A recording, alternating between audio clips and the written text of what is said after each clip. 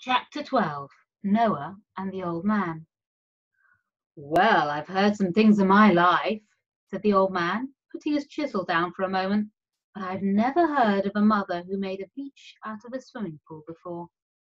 What an extraordinary thing. I told you she was full of surprises, replied Noah. You did, indeed. But I suppose it just makes me wonder why you're running away from her. That's all. Noah thought about this. Well, I'm going off to see the world and have a great adventure, he explained. I don't think I need to go to school anymore, do you? I'm very bright. In fact, I'm the 7th smartest in my class. And how many are in your class? 30, said Noah, sounding quite pleased with himself. Well, that's something, I suppose, said the old man quietly. But even adventurers need an education. And even great adventurers like to go home once in a while. Well, perhaps I'll go back one day, said Noah, considering this. When I'm grown up, I mean. And when I've made my fortune. He stood up and walked over to the mantelpiece, picked up a picture and stared at it. Is this your father? He asked. It's a drawing I did of him when I was a boy, said the old man. I keep it there so I won't forget what he looked like. Does it look very much like him? Not really, no, admitted the old man, but I think I captured something of him around the eyes. Of course, I don't really need it there. I feel he's here all the time. Noah frowned. Here? He asked. In the toy shop? Not physically, of course, said the old man, but everything here reminds me of him in some way. He's part of the place. Makes me happy to remember this. Noah put the picture back without a word, and when he looked up, he found himself staring at his own reflection in a mirror. At least, he thought it was his own reflection, but after a few moments his face began to change. It grew a little longer, then wider, then better looking. Then he had the beginnings of a beard, as if he hadn't shaved. Then the beard was gone. A moment later, he was wearing glasses, and he looked quite handsome. Then he looked a little less handsome, and there were wrinkles on his forehead. Then his eyes grew a little more damp, and he had a moustache, and his hair started to thin out and disappear. And finally, the face looking back at him in the mirror smiled for a moment, before dissolving into nothingness and being replaced by his own 8-year-old face again, staring back in astonishment. How extraordinary, said Noah Barleywater. What's that? Asked the old man, looking up from the table. The mirror, said Noah. First it was me, then it was me looking a bit older, then it was a man, then it was old man. Is it some sort of game? Not a game, no, said the old man, walking over and looking at his own reflection, which didn't change at all. He remained an old man.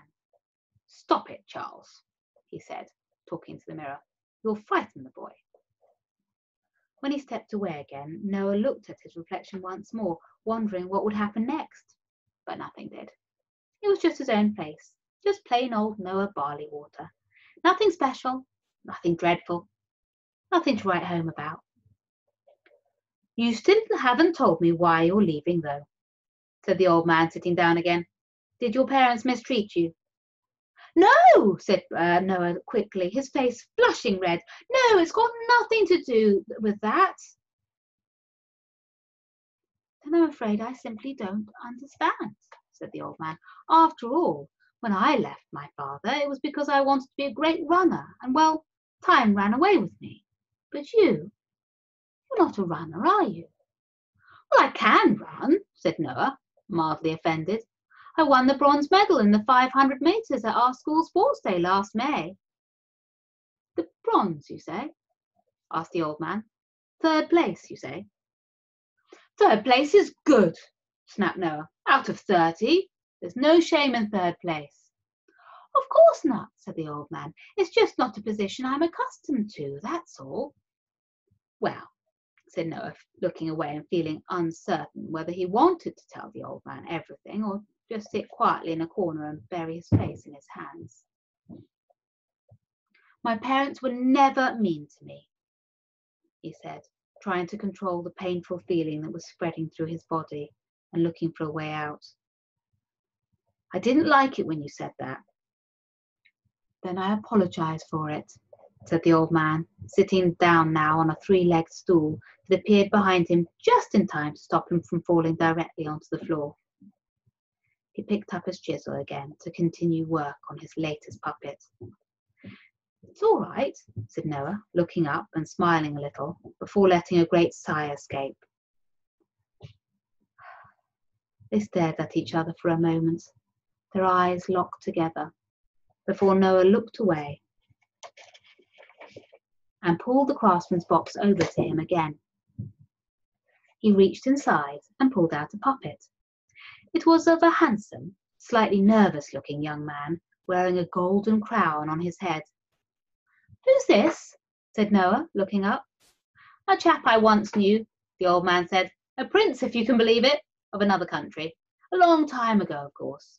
Back when I was a boy. And your father made a puppet of him? Were you friends? Oh, no, said the old man, shaking his head quickly. No, Papa never mixed with people like that. In fact, he never left the village from the day he arrived here. So why did he make a puppet of him? Asked Noah, pulling the prince's string.